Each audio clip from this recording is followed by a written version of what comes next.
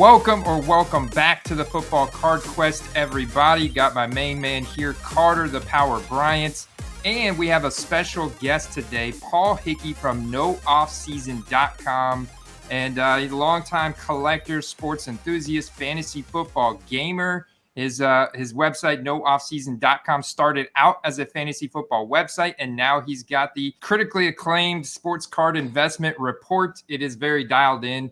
Paul, how you doing? I am phenomenal. I'm really happy to be here with you guys. Thanks, Andy and Carter, for having me on. Yeah, Paul, you know, it's interesting. We were talking before about like football, basketball cards and all of that. What's interesting is a lot of people that watch our show, they just do football cards, but there are some people that do football cards and basketball cards, and you do it all. You do some baseball as well. Is it difficult in your mind to keep up with multiple sports? Very difficult. Very difficult. In fact, I kind of, I do multiple sports for the love of it because I think it's fun to get involved, right? Like, I think similar to the reason why people would maybe jump on like a FanDuel or a DraftKings. It's kind of fun for me also to talk to my son who's about to be 13 this year, and he follows all the sports. And so for me to like get excited about having a rookie card, some prospect in soccer or prospect in baseball, it allows me to have conversations with more people. That's probably one of the reasons why I dabble. But what I debate all the time is if I'm truly trying to make money investing in sports cards, it probably does make more sense to specialize. So like Andy and I think yourself, you guys both sort of specialize in football card investing, and you're both very successful at it.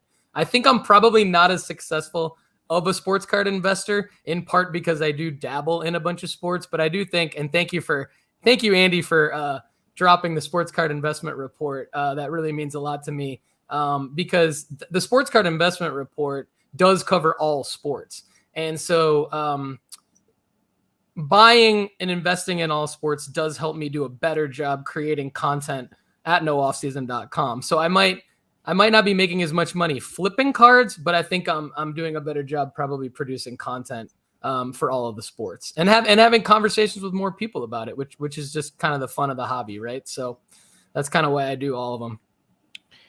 Yeah, it's so interesting to me. And Andy and I talk about this a lot privately, like our decision to just focus in on football cards. So, I like all of them, right? My dad was a basketball card collector. I have a lot of friends that still do baseball card collecting because of the good old-fashioned and old school days. Yeah. I'm going to put my Ted Williams card in the spoke of my bicycle.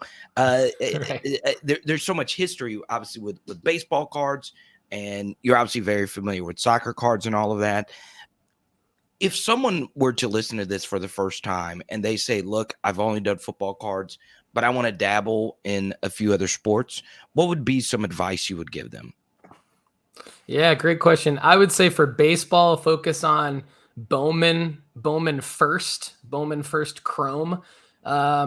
And I'm answering this, Carter, from strictly like a making money, making profit standpoint, giving yourself opportunity to stay in the game. Even if you pick the wrong player, even if you're horrible at player prospecting, you can make money on baseball cards just by having the right card. So, I mean, if you get Bowman first Chrome auto of really anybody, it's going to have a market because the baseball card market is all about prospecting when it comes to making money. And then, of course, there's the collector side, which I think flexes over into Topps.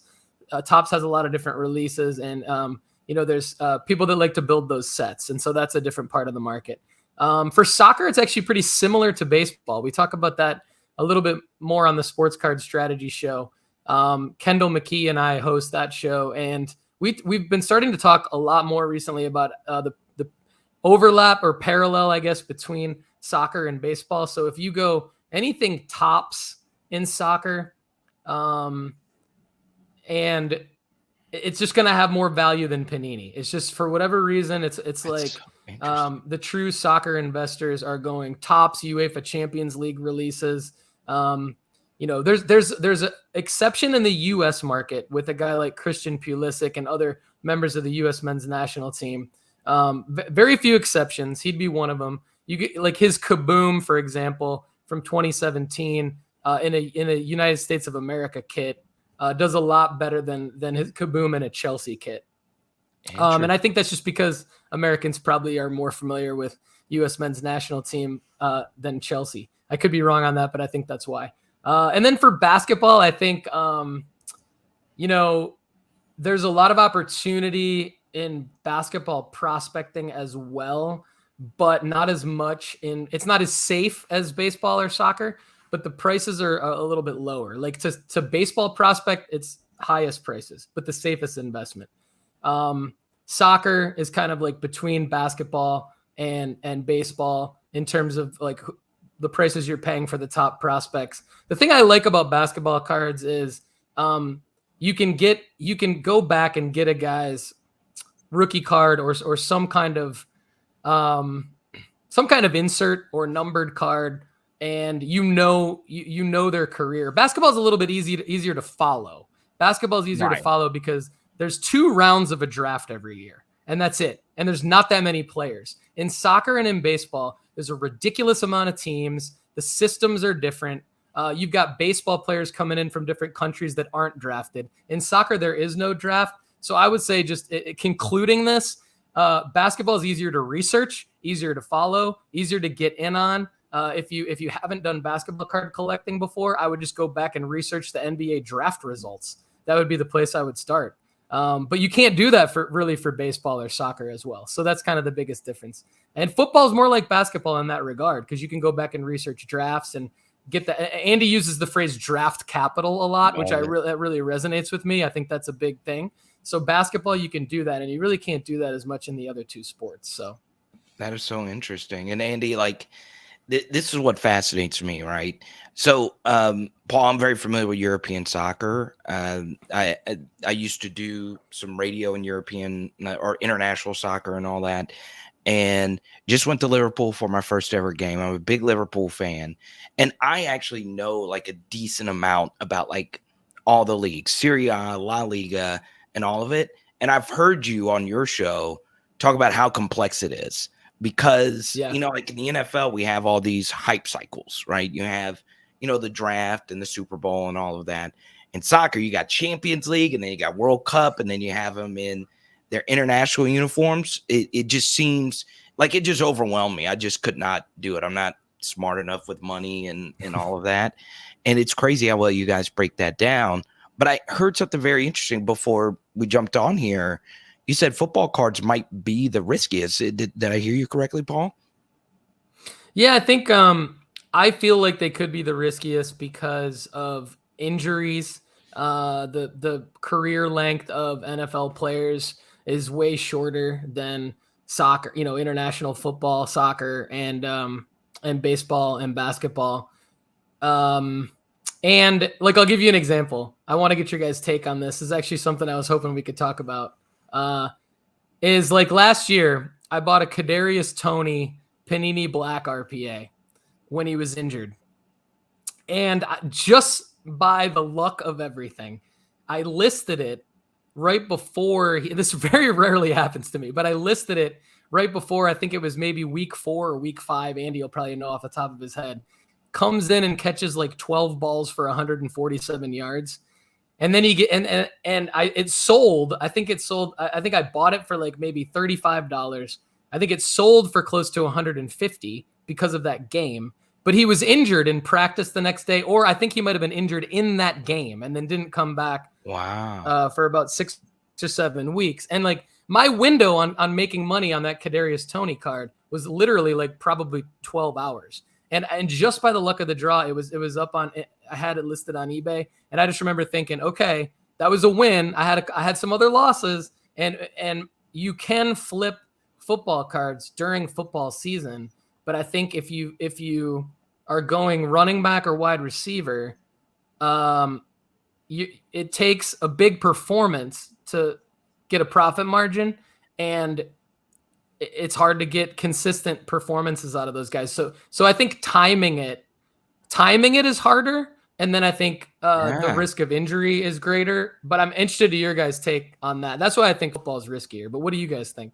That's why I'm a big proponent of doing buy it nows on eBay, especially with skill position players, because timing when to end an auction, or when like a wide receiver, for example, that has arguably the best combination of being able to buy in low, like that Kadarius Toney example, and then sell them high when they hit that spike week. They get a 4 touchdown week.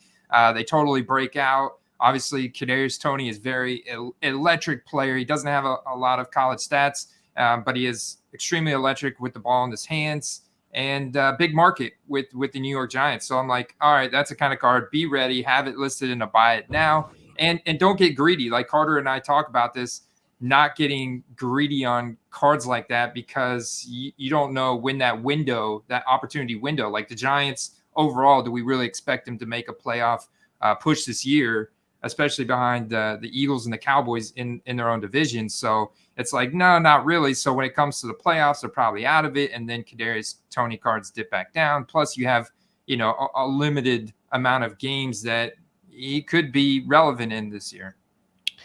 Yeah, and to follow up on that, because of what you said, Paul, it's a good point about the riskiness. That's why only quarterbacks really, move the needle, because they have the longest career lifespan. And I think that's part of the reason why the running back market and the wide receiver market can be so fluid, right? I mean, like, I'm wearing my Michael Thomas t-shirt right now.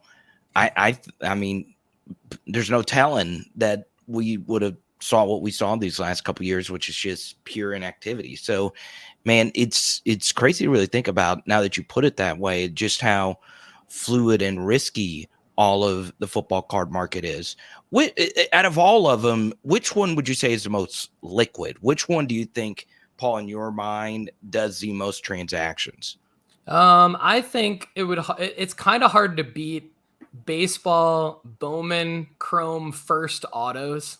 I think if you own a baseball Bowman first Chrome auto of anyone, and just for those of you who may not know what that is, I would assume most of you watching know quite a bit about this, but for those of you that may not, it's a first means it's like it's their first card. So it's a different way of saying rookie card. Technically in baseball, a rookie card is something different. Rookie cards can come out after a guy's maybe had even 2, 3, 4 years of cards. They get a rookie card when they get up to it. So baseball can get very confusing when it comes to what's a rookie card, what's not, what's a first auto, and what's just a prospect auto. But I think the most liquid out of everything would be like a Bowman Chrome first auto in, so that'd be baseball. I do think that another very liquid card that I don't think maybe gets enough love for its liquidity is just Prism silvers in basketball. I mean, anyone's rookie Prism silver. I'm going to clarify, not any Prism silver, but a rookie Prism silver of a top guy, of a known guy. Not that it's going to go for more than what you bought it for, but you're going to be able to sell it. Like it'll sell, and you probably won't lose that much money on it. Worst case scenario, depending on when you sell, and there's upside. Like an example from basketball, last year I bought Miles Bridges. Last offseason, bought a Miles, again, Michigan State guy here. I know much love to LSU. You took Nick Saban from us back in the day. But I'm a Michigan State guy. So I bought a Miles Bridges silver Prism rookie auto, and just bought it raw, had it graded with SGC. Luckily got an SGC 10, and big profit margin on that. It sold for $350 after he started last season off hot in November. He won, I think, Player of the Month in the East. And so those things, but anybody's rookie Prism silver in basketball, if they're anyone if they're on people's radars, those are going to be liquid cards. Of course, there's more liquid, but those are kind of the two most off the top of my head from my experience. What's interesting, Paul, is that you mentioned about targeting certain sets that are more liquid, because I've recently had one of our guys, shout out to TB12, his name in our Discord server, and he sent me and I'm not a big basketball fan. Obviously, I don't watch any basketball or anything like that. I'm totally dedicated to football cards. But he sent me this Andrew Wiggins card. And he's like, I don't get this, Andy. I can't sell this card. It's a horizontally formatted select jersey patch card, but it doesn't have an autograph. It is horizontally formatted. It's only got one color in the jersey patch, and it's serial numbered 60 out of 60. So it does have a book in, but he can't sell it at $60. He's trying to get $60. He's trying to go with all the numbers there. And I'm like, man, it's got to be because it's that patch is not a game worn. It's not game worn. The card's not autographed. It's horizontally formatted. I was like, I don't know anything about Andrew Wiggins, but I get he's on the championship team, but he's not Steph Curry. So it's like that card's probably still gonna have a hard time selling it at a premium. Yeah, and we see that same stuff in football. Yeah, I would actually. Okay, so two things that you just made me think of. One is I wrote an article for Sports Card Investor. They asked me to write some articles for them this year. So I do a monthly article for them in addition to all the content I put out at nooffseason.com. And my first article for them, I think this year, was just about how buying the right player cannot make up for buying the wrong card. Or and I in the context of trying to buy a single and then flip a single. And then that made me think of also, in your world, a couple I don't want to say hard lessons that I learned, but just like things that I learned through making purchases on my own this past football season. The longer you can wait in the release schedule to invest in like an RPA of a new guy or even of a veteran RPA, the better, because I jumped on like some certified stuff, some Panini certified RPAs, and those just don't do as well as even Panini Black, which I think came out maybe just a couple weeks later. And so, but the buy-in price was very similar. Like I think what I paid on the singles market on eBay to get a certified RPA versus a Panini Black RPA was about the same, but the Black on the resale market did way better. So I don't know if that's your guys' experience, but I think that with the Wiggins example, I think that carries across really to all sports. Like you have to have the right card, not just the right player. And I just learned that through experience. Like I don't know if I would have learned that by consuming content. I don't know how you guys feel about that. No, I like that. And it's funny, I'm looking at the nooffseason.com report. And Andy, I'm going to give you a little bit of trivia here. So Tom Brady is the number one. And I want to ask about this top 50, the top 50 sports card investment report. So first thing, Paul, what is that? Explain to people what do you mean by the top 50? Sure. So along my journey of sports card investing, I kind of thought, what's the process? Like if I were to explain this to a friend or a family member who knows nothing about the world of sports card investing that we're all in right now, how would I enter them into that world? And that's kind of how I thought about the sports card investment report when I first launched it.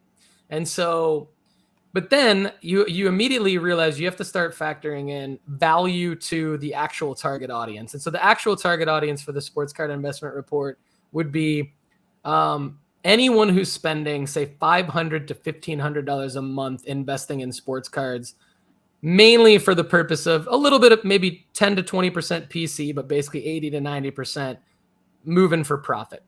So with that said, the way that I put together these rankings is what's going to be liquid within the next 12 months that you have where there's markers ahead for each guy or female. When there's some females on the sports card investment report, if you Nice. dig far enough into the other sports, nice. But for the athlete, what's going to be not only liquid, but what markers do they have coming up that could drive profit? So, like, for example, when Brady retired, it was clear to me that he wasn't going to have that many. There's a couple markers, like, of course, Hall of Fame, things like that. But when he came back, then it was like, okay, if this guy goes back and wins another Super Bowl, things can get out of control again. Things will probably get out of control as he performs throughout the season and performs well. So Brady number one, while you might look at that and go, wow, that's not really like a sleeper pick. Like, what room is there for profit? I kind of look at it like if you were to give me 30 grand and want me to make your 30 grand, 35 grand, 38 grand, 42 grand, etc., how would I rank them for you? That's how in the next 12 months, that's how I look at the entire sports card investment report across all sports. So Andy, I want to ask you, I'm kind of shocked by that this was the number 2 football player on the nooffseason.com sports card investment report. Andy, can you guess who the number 2 football player is behind Tom Brady on the super duper official Paul Hickey nooffseason.com sports card investment report? Oh, I think it's a guy that you've been talking about, Carter. I honestly haven't looked at it. I'm going to guess Lamar Jackson. Look at you, Andy. Look at you. Did I get it right? You looked at it. You looked at it beforehand. No. I was, it was going to take me too long to pull up and everything. So I just, no. But, Paul and I have been collaborating on the football card rankings, and I have been writing some profiles for him. And so, I do a football card strategy show on Paul's network once or twice a month. And so that's so interesting. And I listened to it and you've been great. I remember I never thought I'd hear a Shador Sanders breakdown, but there we are. That's a first card if I've ever seen one. But that's so interesting. Like, so Lamar Jackson's number 2 on this list, and I move along here. Once again, this is the super duper. I actually really do like this. It's my first time ever looking at it. nooffseason.com sports card investment report. Number 3 is Mahomes. Number 4 is Dak. Russell Wilson 5. Herbert 6. Lawrence 7. Watson 8. Burrow 9. And Josh Allen number 10. That is interesting, Paul, that Allen is at number 10 when there's not really a day where I don't see one of his cards selling. So did you come up with those rankings? And that's so interesting that some of the names and how they're ordered there, Paul. Yeah, thanks for teeing that up, Carter. You did a great job there, and I'm excited to talk about this. So Allen is probably, like you guys mentioned this on your show the other day, Allen is one of the top 3 most liquid guys in the hobby in general right now, right? Crazy. Like you can sell Allen easily. But I think, and Andy and I have talked about this on the Sports Card Strategy show, like what is going to move the needle for these guys so that you can get some profit margin? I believe that the reason why Allen's number 10, which I think everyone would look at this and ask the same question you did, why is he not higher? It's because for him to move the needle and get you some profit margin, I believe a Super Bowl appearance is baked into that. And I don't think that that's necessarily going to happen this year, because I think everybody also is saying how insanely hard it is going to be to get out of the AFC, right? So Allen, great liquidity. I mean, if you pull Allen out of a rip or out of a break, you get an Allen card, a big Allen card, then it's a top 1, 2, 3 sports card investment at that point. But this is looking at, if I were to go now buy into Josh Allen's singles, what's my likelihood that I would be able to get a return on that investment? And I think he's just got to do an awful lot more to move the needle than a guy like Lamar, for example. I think Lamar comes back. You guys talked about this subject as well. I like what you said in your last show about if you just go one tier lower, there's just so much more value. So I think Lamar hits that next, he's on the fringe of that tier. And I think Dak is too, right? So, and Russell, I think to me, that's the next tier. I have to have Mahomes there. For some reasons. We can discuss that if you guys want to. And I am higher on Trevor Lawrence than a lot of other people. And I think Allen is definitely one that I might have ranked differently than some other guys. And I know you mentioned Kyler, Carter, in your last show. You mentioned Kyler as the next tier. So I believe in him too. I believe he doesn't have to do much to move the needle. I think I might need to look at moving him up above, say, a Mac, a Trey, and a Justin Fields in my next iteration of this. That might happen. just simply because the likelihood of Kyler performing in the regular season, and then when he gets D-Hop back, right? Could they make a playoff run? Them being in the NFC is great, right? Dak being in the NFC is great. How do you guys feel about that? Yeah, I love Dak Prescott. I mean, he's on the mother effing Cowboys, man. Like, it's crazy. If the Cowboys were to make a Super Bowl run, it would be just one of the biggest stories, right? I mean, like the way the Cowboys set social media on fire is unlike any other team. And Dak has some star qualities about him. I like the fact that he's in the top 5. Actually, I agree with that. Most people wouldn't. They'd be like, Dak Prescott, he's not that good. But like you said, Paul, you make a really good point about prices kind of being baked in, right? Andy and I were talking about this last year when we were actually starting the show, like how much more like Josh Allen's base Prism PSA 10s were than Lamar Jackson. When Lamar Jackson up to this point has had probably the better career with the MVP to his name. So that is very, very, very interesting that you have Dak there. And then I saw Aaron Rodgers in the mid-teens. That was probably the most surprising, Aaron Rodgers being right there. Yeah. So one of the things is that I take into account that I don't know. I'm interested to get your guys' take on this and the audience's take. You know, anybody who comments on the channel would love to know just more about how people feel about this particular reason why I have some guys ranked lower. Like, so to go back and get an Aaron Rodgers card from his rookie year, to me it's harder.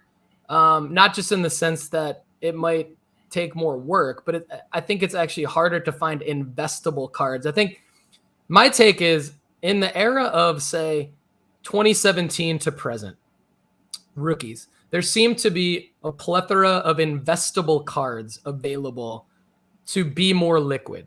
Whereas the Matthew Stafford, Aaron Rodgers era, there's a lot of non-investable cards. Like they don't appear to be as many rookie patch autos that are investable, or just even rookie autos that are investable. And so that does play into a factor when I put together the report. And you know, doing a lot of research on Matt Stafford before the Super Bowl last year, kind of led me to that. And Russell Wilson this offseason with it being kind of clear that he was going to change teams. And I think those three guys kind of fit in that category. I think I might actually have Russell number 1 or number 2 if his sort of rookie card situation was different. To buy into Aaron Rodgers' higher end stuff is just that much more expensive because he's got that Hall of Famer tag on him already. And then it's almost like there's a top tier and then there's a huge drop off with not much investable stuff in between for guys like Aaron Rodgers, Matt Stafford, and even Russell Wilson. That could be different in other people's experience, but that's probably the main reason why I have Aaron Rodgers ranked lower. He's just harder to get into for those two reasons. I don't want people buying just any card for any player like we talked about earlier.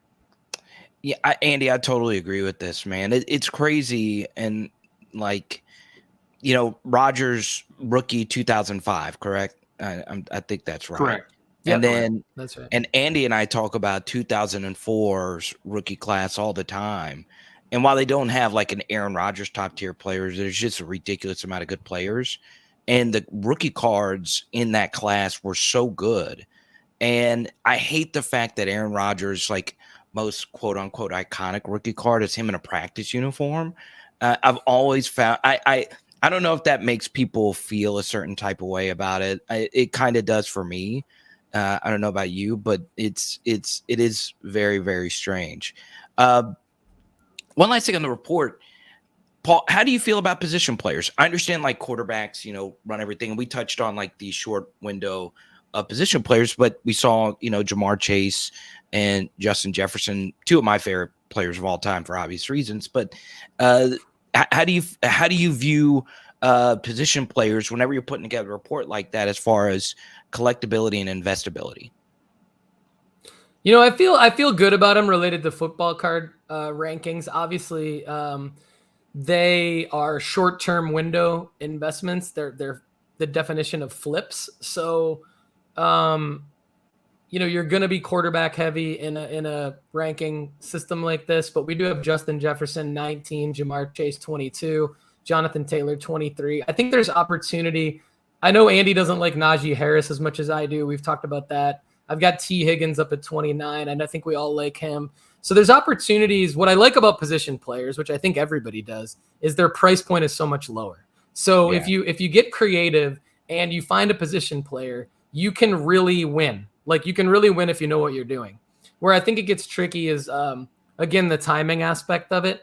One of my losses last year, which maybe I can salvage this year, is Kenny Gainwell. I bought like 6 Kenny Gainwell RPAs in like the certified set and the black set because it was so cheap. And I thought, I like this dude, he's a fantasy flyer. Why can't he be a sports card flyer? Right.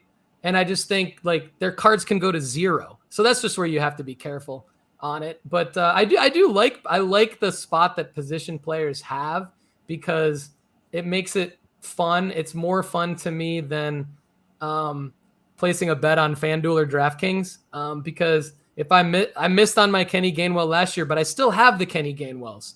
So if the Eagles offense go out there and in week 1, this guy for some reason catches 10 balls and scores 2 touchdowns on like swing passes from Jalen Hurts, I can make some money back. So I like that. I like that better. That's how I see position players as an alternative to FanDuel and DraftKings or daily fantasy. Like with a lot more skill and savviness involved, right? Because you can find those market inefficiencies like you're talking about. Check those boxes, autograph, serial number, some color match, some nice stuff. Yeah. I see one thing that, Carter and I have been talking a lot about is the difference between rookie and veteran cards and like when it makes a lot of sense to invest in veteran cards or college uniform cards. So you're a Michigan State fan, right? And that was where Kirk Cousins went to college, right? Absolutely. Yep. Kirk Cousins and Kenneth Walker came out of this draft class. So like Kirk Cousins to me is a prime example. And I know Kirk Cousins is kind of notorious for losing in Monday Night Football and like playoff games. But I think that, with Kevin O'Donnell there this year, obviously they're teed up, I think, to have the best year that they've had in a long time with Kirk Cousins, a career year. And like I talked to Vikings fans about this, and they're like, "Well, I don't want a Kirk Cousins card in that ugly Redskins uniform. Like it's so contrasting compared to a Redskins uniform to a Vikings uniform. They'd rather have something from the first year in his Vikings uniform." And Carter's like a big Drew Brees super collector, but in his Saints uniform, he'd almost rather have a Drew Brees in Saints uniforms than in his Chargers uniforms from his rookie years. So I find that very interesting topic because, as you can target really scarce cards of veteran players and get really good deals on them right now. Yeah, that's a great point. I love that. And shout out to Carter saying dropping Marcus Colston on the show the other day. Marcus Colston brings back good memories for me, for sure, from when I had him in my dynasty team for a couple of years. So super. Yeah, but that's a good point, Andy. And actually, I was thinking this morning about, I like to hypothesize about like just random things that may or may not play out. Shedeur Sanders being one of them that Carter referenced. But Tom Brady, right? So this kind of goes along with what you were saying. I think because 2021 Prism came out so late, that people may in the near future get things twisted a little bit with the releases. So like I know that, for example, Dr. J's last card, I believe, was a 1987 Fleer. And so that had a little bit of value in the basketball card market. I sold one like last summer because it's like Dr. J's last card, right? So Tom Brady's last Prism card actually could be in the 2022 set, which should be a lot less expensive based on the rookie class. could Tom Brady's 2022 Prism serial numbered variation, color variations and things like that, could they be a sleeper within the potentially less expensive 2022 Prism set?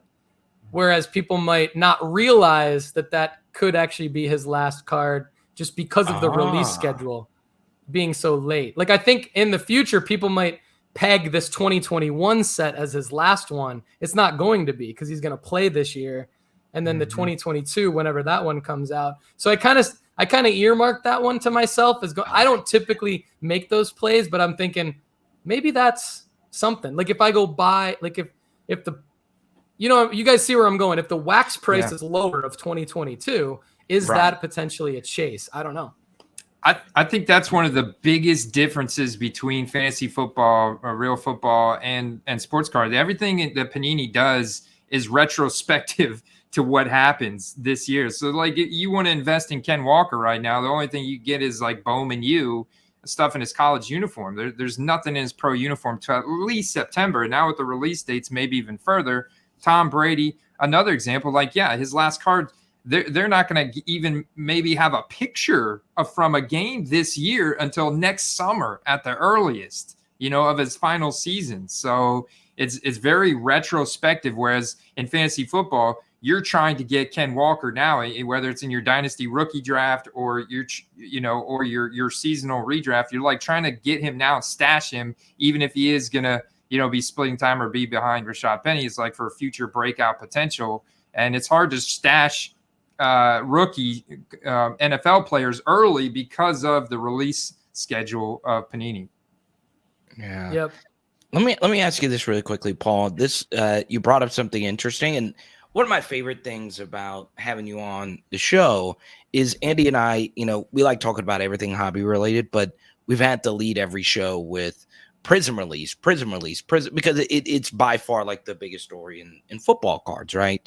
National treasures, whatever. How do you feel about sealed wax releases, and how does football sealed wax releases compare to that of other sports? It's been a process for me. It's been a learning process for me on this. And I think I like sealed wax as an investment. I like specifically hobby boxes because you have more chance at higher price cards that you can pull from them. I think what I've learned through experience is to try to be as patient as possible, because the prices, unless it's F1, I haven't mentioned F1 yet. I am into F1 as well. Wow. I'm doing an F1 show on the network. F1's a little bit different because it's new. It's new to the hobby. There's just 2 years of it. But F1's kind of the caveat. But every other sport pretty much follows the pattern of hype around the new release, largest prices, highest prices right at release day and for the following 2 weeks. And then there's a cool off period. And I think the longer you can wait on certain releases, the better, maybe with a couple exceptions, right? Like, I think obviously like 2021 Prism could be an exception. But right now, for example, like 2021 contenders, I think the hobby boxes are considerably less than they were when they came out in March or April, I think is when they came out. Like I paid the rate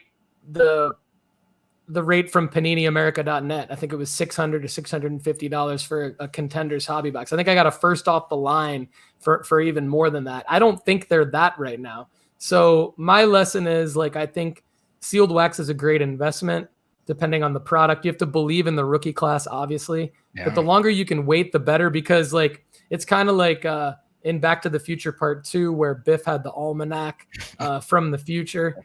And so he could then make the bets on the games.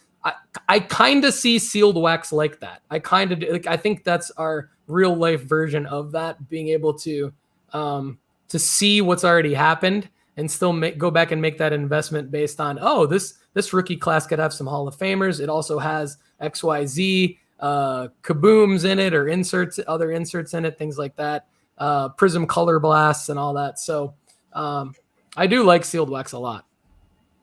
That's interesting. Before we let you go, a few more for you. You look at these reports all the time, and Andy does, but obviously he just focuses in on football. I want to talk about retired players, right? Because I'm Yeah. building Drew Brees collection and whatnot. Um, how important is it to actually be active playing for your cards? You made a very interesting comment a minute ago about Tom Brady moving up in your report because he decided to come back. Because like one of my favorite athletes and my fiance's favorite athlete is Sue Bird, and I'm like kind of Nice. interested in like because I remember being little and watching UConn and the Storm and all that stuff. And I was like a smaller athlete as well. I've always just been a big Sue Bird fan. I'm like, it would be interesting now because, WNBA cards are still like somewhat affordable. I'm like, man, Sue Bird is like bulletproof. She's one of the best athletes, period. I see her on Manning Cast, and, she's just this transcendent athlete.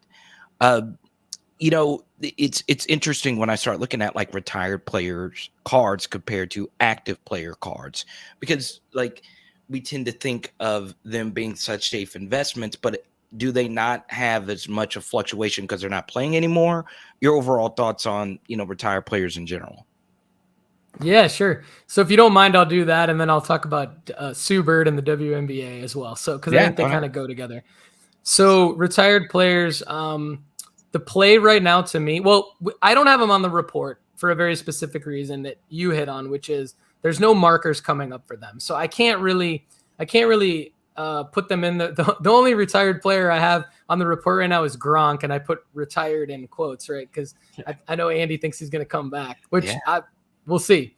And Colin Kaepernick, they're on the report right now for very specific reasons that, if they do come back, that there would be a spike in their card prices. But other than that, there's no, I don't do retired players because there's no upcoming markers for them. There's nothing that's going there, solely external factors that I have no control over or no prediction ability over can move their cards. But I do monitor it, and I do think it's important to monitor it because, like you said, we know who they are. There's reasons why they have a market. There's less risk involved. But I think what the play is right now, and I'm about to come out with some content on this at No Offseason soon. The members have asked, the premium members have asked, like, can you do more on retired players, things like that. So I think what the play is right now is now that PSA has reopened their value level at $30 a card, that to me, that play is now back after like almost 2 years of that not being an option. Now I think it's time to go. Like when I'm going to the National this year, and I'm going to look for gradable retired players cards. I've been looking for Beckett, encased Beckett cards of notable retired player cards, GOAT cards. That I can have cross over to PSA because the value is in the PSA slab. So you actually don't need a marker. Now that PSA has reopened, you don't need a marker to increase the value. So if you go find a Drew Brees card that you like and you do a little bit of research around what the PSA 8, 9, or 10 of that raw card could be, and you can get that raw card, and then there's going to be enough margin for you to buy it, send it to PSA. You can wait 120 days for a retired player card. And so I think that's the play now. So I'm actually big into that. And I won't keep going into that, but I'll keep WNBA, going. I find this to be so interesting. Okay. So here's what I'm doing. And I brought this up on the last episode of the Sports Card Strategy Show. And we had Chase Krim from Texas Roadshow Shop. I don't know if you guys know the Roadshow shops. But it's Jimmy from Kentucky Roadshow. Yeah, Kentucky guy. Yeah. So we had Chase on, who he and his brother run the new Roadshow card shop in Texas. And I asked him this specifically, and he agreed with me. He like enthusiastically agreed with me, which made me feel good. My play since probably March has been to strategically pick retired player, kind of GOAT level retired player on card rookie autos that are either Beckett witnessed or old PSA blue slab DNA certified. My thought there is getting them crossed over to PSA with a card grade and a new slab should immediately increase the value of those cards. So we'll see. I've got a few of them at PSA right now, and I'm going to send another batch of them to PSA. But like, I bought some Magic Johnsons. I bought a Jerry Rice 1986 Topps rookie on card auto, PSA DNA certified in a blue slab. My thought is get the card grade, the auto grade, and a new PSA slab. That $200 that I paid for that could go to $500, $600, $700. We'll see. But that's what I recommend people take a look at. It's a lot of fun in the process, and you're probably not going to lose that much. You know, your floor is still high, I think. So that's my thought there. Curious to your guys' take. The WNBA thing, just real quick. Another sort of thesis that I have. I used to work in the WNBA and the NBA for the Pistons and the Detroit Shock. So I worked with Swin Cash. I know Swin Cash really well, and I worked with her. So I don't know Sue Bird personally, but I've been to a lot of games that Sue Bird played in when she was younger. So Swin Cash actually is the VP of basketball operations for the New Orleans Pelicans. Let's go. And then we had Becky Hammon. Yeah, there we go in New Orleans. And then we had Becky Hammon, who was the assistant coach for the San Antonio Spurs, very close to becoming the first ever full-time female NBA head coach. She filled in for like a second half when Popovich got ejected one time. But now she's with the Las Vegas Aces in the WNBA. So point is, I think Sue Bird and Swin Cash and maybe Becky Hammon, probably Dawn Staley are four people that should have an impact in the NBA one day.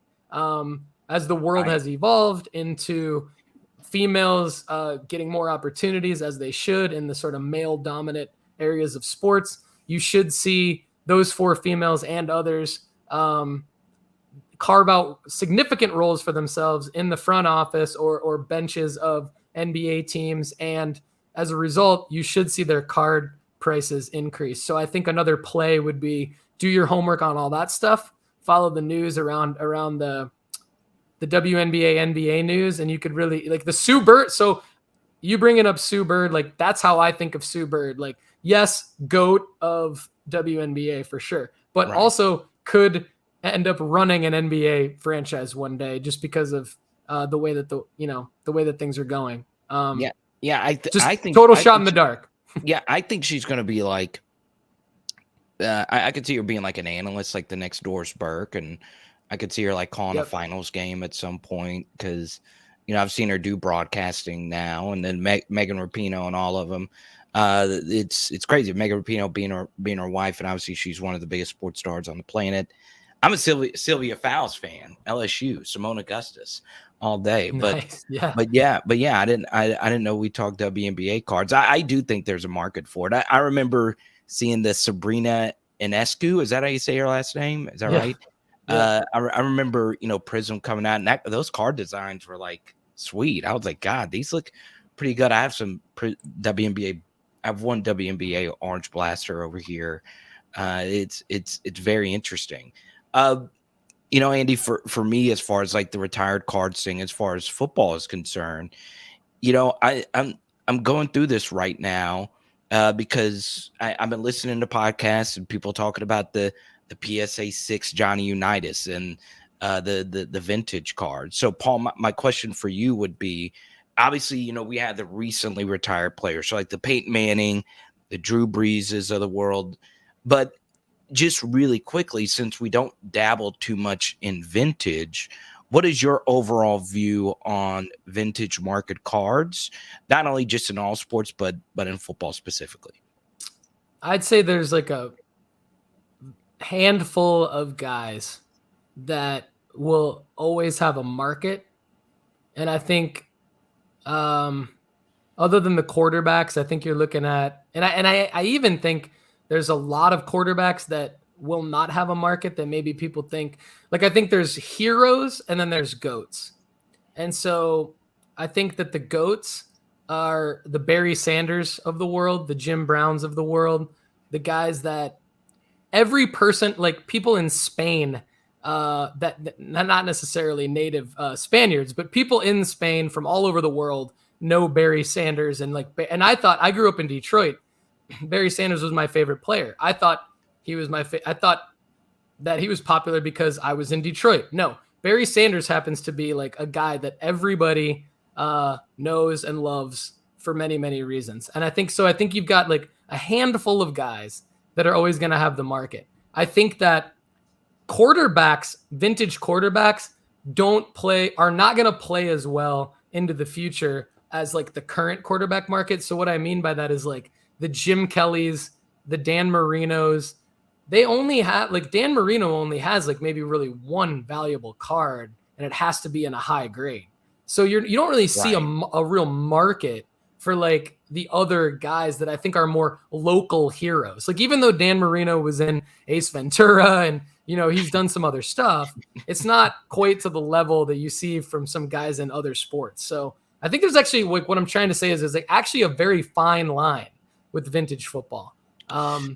And I'm interested to your guys' take on that as well. But I think you got to be careful with who you go with. I don't know that you can get super creative and make money on vintage football. I think that doing what you're doing, like having a PC of guys that are like your guys, like Breeze and Colston, they're more recently retired. But like even going back to like Marino, Jim Kelly, like I just don't think that those guys are gonna into the future. I don't think that we're gonna see their card value go up for any real reason. So I think it's tough. Andy, I agree. I fully agree with this. Like, man, I traded a Jerry Rice, the card you just mentioned. 1986 Topps football is my favorite football set. It will always be my favorite football set. It's one of the few vintage cards I love to collect. Man, I traded a PSA slab Jerry Rice rookie for a Baker Mayfield RPA because, it was numbered and there was it was a colorful patch and it was an on-card auto where the Jerry Rice, the card was a card because of the grade.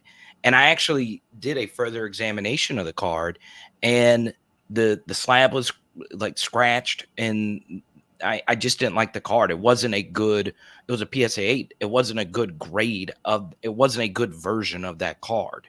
So I was able to bring in a haul of more current guys in a part of a trade. And that's part of why I did it. And Andy, you and I were talking about this recently. If you're a big Johnny Unitas fan, it comes down to the grade of that card.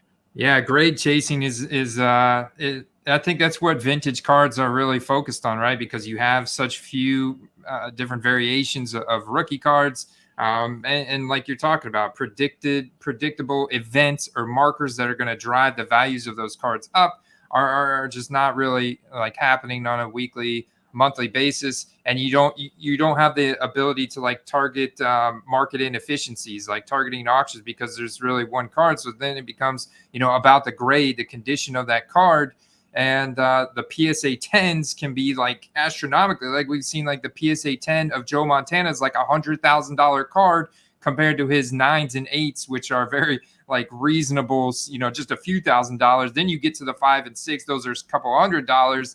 It's the same thing with Walter Payton, those other cards from the 70s. So, and it's very much focused on those ultra elite Hall of Famers, whereas today you have 4,000 different Joe Burrow cards. There's a lot of potential market inefficiencies that you can find if you're checking those boxes that we know are super liquid and you're targeting those auctions. There's a lot more auctions out there and there's a lot more raw card hunting. It becomes very viable. Today raw card buying and selling is probably, I would say, 75% at least of the weekly eBay marketplace transactions.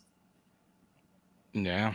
Hey, yeah, no doubt. Hey, Andy, what do you think about do you think that like LaDainian Tomlinson, Adrian Peterson, Calvin Johnson, those type of guys, how do you feel about their investable cards and what they might look like to people 10 to 20 years from now? Are those guys that era, are they plays potentially for the long term? I think so, because I think even if you look at talking in fantasy football terms, if you look at the season that Jonathan Taylor had last year, yes, he was the number 1 overall running back, But if you go back to 2000 and look from 2000 to present day, I actually pulled this up yesterday. Jonathan Taylor's season last year was only like top 30. It was like ranked number 30 of best running back seasons from a fantasy football perspective in the last 20 years. And I think fewer and fewer running backs are being used in the same fashion as the LaDainian Tomlinson, the Adrian Petersons, the Marshall Faulks of yesteryear. And there's sets like when they corrected the overprinting issues in the early 2000s and mid 2000s. Some of those sets have some incredibly nice cards, a lot of game worn patches as well. Carter and I have talked about this before. Upper Deck Exquisite, I think, is one of the true gem sets that is egregiously undervalued, and it's mostly game worn patches. And you just can't get game worn jerseys anymore. Like they're so rare. And these players, Barry Sanders, even he can autograph cards today. Like he autographed quite a few stickers for Panini for 2021 Prism. And so players can still autograph cards anytime they want, but those game worn jerseys, there's only so many of those to go around. So I think there's a ton of value in mid early 2000s timeframe cards that are out there for mining. Man, I totally agree with that. And Paul, I'm glad you brought that up too, because like LaDainian Tomlinson has just some of the coolest cards, right? And also the fact that his uniform has like a gold trim on it. That's also why I'm a big Saints fan when it comes to cards. If you get like one of his gold like refractor cards, that sucker pops. I mean, his gold, I mean, they are some of the most beautiful cards. And LaDainian Tomlinson was just like the swaggiest guy, right? He had the visor and he was the visor. Yeah, that was sick. And those powder blue uniforms that they would wear. Man, he was just the coolest guy. And like if you had him on your team, you're going to win your fantasy draft, right? Man, guaranteed. Those 90s, 2000s NFL cards, I'm just addicted to them. Andy knows it. My fiance doesn't like when I'm spinning on some of them, but it's life, right? They're such beautiful cards. Hey, Paul, makes you happy, man. It counts for something. So let me ask you this, right? I see, and I don't know why I've been seeing this card that's like totally random, but like these soccer cards from Leaf that have like these 8 small rectangles of like game worn patches. Do you know what card I'm talking about, Paul? I actually don't off the top of my head. I'd have to pull it up, but yeah, I keep going. So that's what I wanted to ask you about. Is like soccer. I've seen a lot of like these game worn uniforms. I saw one at a show this past weekend. Someone put it on a buy sale trade thread yesterday, and it's in. Sometimes it's not like this. Yes, like 8 Wonders of the World. 8 Wonders of the World. Yeah, I just pulled that up too. Okay. That's just insane to me. I wanted to ask you, Paul, about game-worn uniforms. I see a lot of soccer game-worn uniform cards out there. Do you feel that's a difference, like game-worn, player-worn, and all of that when it comes to these types of cards? Because the consistent messaging from people that I respect in sports card investing, you guys included in that, have made statements about it. Andy's talked about it on the Football Card Strategy Show. He brought up a lot of really good examples of being able to go out and get game-worn patches, game-worn relics, things like that. So for that reason, like it's been consistent messaging from like just about every content creator in the hobby that I respect, saying this is something to pay attention to, something to search for and hold because of the reason that Andy just mentioned. Now, Leaf gets super creative. I give them a lot of credit. They get super creative with what they do. Like I'm looking at one right now that has Pele, Ronaldinho, Neymar, I think Ronaldo. There's other guys. I can't see who the other guys are on it. There's one with Mbappe, Messi, Ronaldo, Beckham out of the 8. So I think that they're starting to do, for not having licensing, I think Leaf does an amazing job getting creative and selling cards. I mean, kudos to them for that. I don't think these are as investable as other cards, but I do think there's a place for these in the market, and I'm really happy that they exist, because I think that you can go out and get something really cool for a lot less money, and it can still be worth. You can buy, I just bought the Leaf Pro set. I bought 2 boxes of the Leaf Pro set soccer. The big chase in those is the Haaland auto, and there's also Messi autos in there. There's been some controversy over whether or not Messi has his brother sign his autos or not, but I did buy 2 hobby boxes of those just because they're like $200 a piece.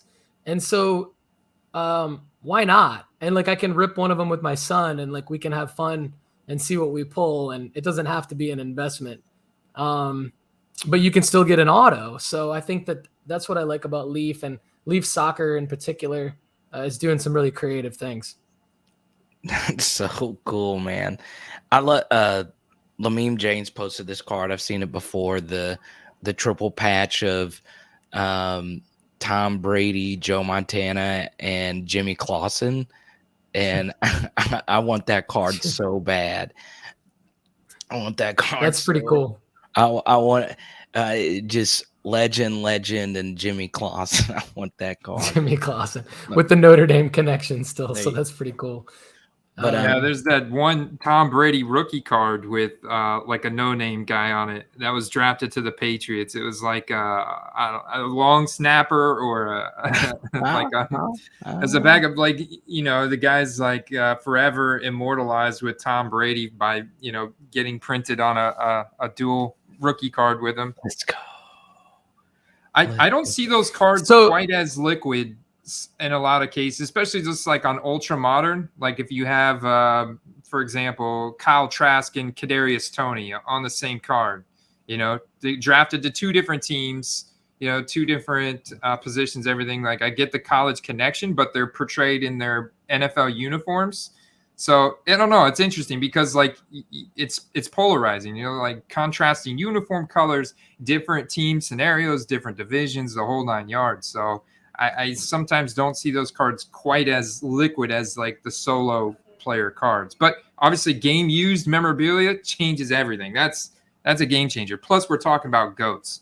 So yeah, that's a great point. If I'll just say this, if I could have any game used, if I could have any patch, it would be a Nike swoosh patch of someone that I am connected with in some way, like could be from a fantasy football team or, but to get a Nike swoosh patch of like a big name guy is going to be way out of my price range and very highly unlikely that I would pull one. But, I have looked at some guys on my fantasy team and what it would cost to get their Nike swoosh patch. But I don't know if that's a play or not, but just from a PC standpoint, I thought that would be pretty cool. I love it.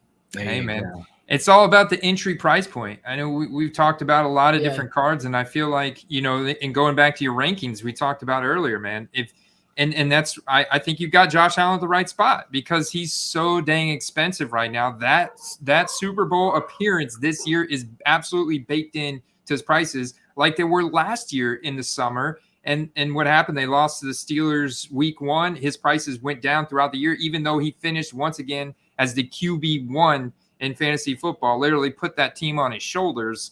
And that's what it's going to take for Josh Allen to take his card values to the next level. He's going to have to go to the Super Bowl, MVP, season-long MVP. And whereas Lamar Jackson, he's just got to get back to that 2019 form, so to speak, and make any kind of playoff run. And we're going to see his values go up. Like we could see his values go up week 1 once he gets back to, juking out 4 or 5 defenders, 50-yard touchdown run. All of a sudden, Lamar Jackson's values go back up to the respectable level that they were at before. And I keep going back to Paul's ranking of Dak Prescott, right? I keep going. I mean, if Dak, I tried to buy some Dak and it was a little too high, so I went with Kyler Murray. But man, I'm looking to go to shows and get Dak on hopefully some cheaper deals, just because Cowboys. Someone else that's very interesting is Micah Parsons, defensive player. I mean, he was so transcendent. I mean, his numbers were so ridiculous. I know he's a defensive player, but he's he's got a star quality. He's got a big personality. He's hilarious on social media. He looks like a wide receiver. He wears number 11. He's not like, your typical like thicker pass rusher. He just looks and acts like a star. Big school, 5-star athlete. I just freaking love it. But what if I told you, Carter, that Micah Parsons' base Prism 2021 rookie card routinely sells for more than a starting NFL quarterback that also has first-round draft pedigree and on a big market? Can you guess which quarterback that is? Ooh, from 2021 class? Yeah. Oh, I guess Davis Mills, huh? No, it's actually Justin Fields. Justin Fields has become the most inexpensive base Prism that I can find on eBay. I've actually seen some auctions of base Prism Justin Fields going for $1 plus $4 shipping, but literally $1. And obviously, I think that's a good entry price point. Like, there's upside. I could see a Chicago fan paying $10-15 just based on a big performance. But the Micah Parsons is got value. All of his cards have value. Like, he is a very popular player. That market size is insane. Even Jalen Tolbert, like, people are going out already and trying to buy Jalen Tolbert college uniform auto cards from Bowman U to get a slice of that Dallas Cowboys market size, because they just have so many additional fans and focus on what happens there. There we go. Well, Paul, we appreciate you. NoOffSeason.com, all the way in Valencia, Spain, man. That is absolutely insane. I know, like, we'll say this for the next time you get on. We actually do have people in our Discord that live in Canada and live out of the country. So the next time we'll have you on, we'll talk about like some of the challenges you have. Sure. As far as like shipping and all of that. Really quickly, is it tough? Is it just a headache, or are you able to, make it work? Yeah, no, it's been a tough headache journey, the short version, and I'm happy to come on any other time. I've had a blast. This is awesome. The short version is I landed on PWCC vaulting my cards for me, because it allows me to ship. They receive it, they photograph it, they list it in my vault. I can sell on eBay, on my slabs, on social media, wherever, and then I can ship it directly. So I don't have to handle any of the shipping. It took me a while to get there and make that decision and actually execute. It was a lot of work to try to execute that, but now I'm set up to do all that, and I've been rolling, so it's been fun. And I know there's other services that do it. I know eBay actually just launched their vault as well. So I'm examining, do I punt on PWCC for eBay? Because that could have some advantages as well. Wow. Well, yeah, that's good, man. Well, check out his site, nooffseason.com. Comment below. We want to know, do you guys and gals that listen to the show, do you get into other cards? That's, something I find so fascinating. Andy, I don't know. Paul's kind of motivated me to get into some NBA. As a part of that Jerry Rice trade, I got a Chris Paul Hornets game worn. I'm glad you mentioned Swing Cash a minute ago. I'm a huge Pelicans fan, so I'm kind of interested in getting into basketball and all that. So it's cool, Andy. This was a good first guess, Mr. Andy Kaysen.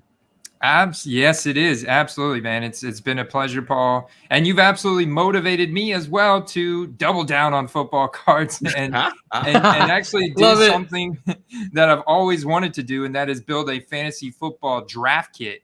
And so Paul and I are partnered up this summer to build a fantasy football draft kit.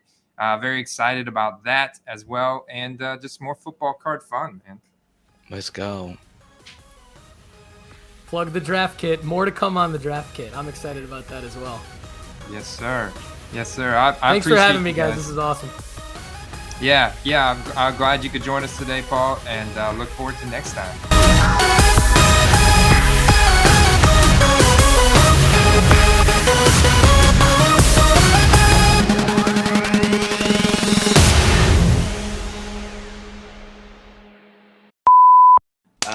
Before we get started, like, what all do you collect, Paul? Okay. Well, a little bit of everything. Like, I've my favorite is basketball. Nice. Okay. That's kind of been my number one sport since I was a kid. I've always collected basketball. Obviously, with a little hiatus, little 30-year hiatus. I'll be 41 this year, so I collected for several years when I was a little kid, and then and basketball kind of got me back into it. So finding my old basketball card collection a couple years ago got me back into it. But as Andy knows, and as you may know, Carter, I'm a huge fantasy football guy. I've been obsessed with fantasy football since about 2002, 2003. Played in a dynasty league with some of my closest buddies from college, and so football cards. I'm intrigued by football cards. I would rank them basketball, football, baseball, and then living in Spain. I never was into soccer before we moved here, but now I have to be into soccer because it's the whole culture basically in Spain and in most of Europe. So now I'm into soccer a little bit. I'd say those are my main four. That's good, man. That's good. But two main guys, Magic Johnson and Giannis. Those are kind of my main guys. So it's kind of random, those two guys. I like that. I like that. Why those two guys? I'm curious. I mean, similar to your allegiance to LSU, right? I've got an allegiance to Michigan State. So from a Magic perspective, growing up, learning about Magic being from Lansing and going to Michigan State, and then I went to Michigan State. So I'm a huge Michigan State basketball and football fan. So so that's why Magic. And there's a lot of stories in my between like sort of people in my family who know Magic and have met him and stuff. And then Giannis, honestly, because I was in a fantasy basketball league. I want to say this was 2000. I'm going to pick the year. I'm trying to pick the year like that he actually started performing well. I feel like I drafted him when he was still a sleeper. So I don't know if that would have been like 2015 maybe. Anyway, he ended up then becoming obviously the 2-time MVP and the player that he is today. So I've just always had like this kind of allegiance to Giannis. Like, you know how it is, like when you play fantasy football and you make the right pick, like you want to collect that guy's cards also because he won you a championship or whatever. So I kind of feel that way about Giannis. Yeah, that's my fiance's favorite player because he likes Harry Styles. That's it. But Nice. but yeah, I love Giannis. It's cool, man. He's just an interesting guy. He's not dull. Totally. That's what I love about him. Totally. Yeah, I like his style of play a lot. Not like Tim Duncan. I hear like Tim Duncan's very well. You know someone who I think is dull. I think like you know I understand like he's interesting. He's a good player. And I like him a lot, but I think he's kind of dull. It's Jason Tatum. I get nothing out of his personality, right? Giannis is hilarious. Like he has got like when basketball's done, he's going to get the most money ever to be an analyst. Like it's nuts how interesting of a guy he is. Like the dad jokes and all of that. I just love athletes like him that just don't. I mean, he takes everything serious, but he like you know what I'm talking about, Paul. He's got this totally. Yeah, he's very self-aware. Like he understands where he is and all that. So he does these dad jokes to make it more relatable, which is really genius stuff, honestly. One of the things that I think is obviously really cool about what you guys do and what Andy's been doing is like there are plays that can be made in the football card market that are actually similar to how you would manage a fantasy team.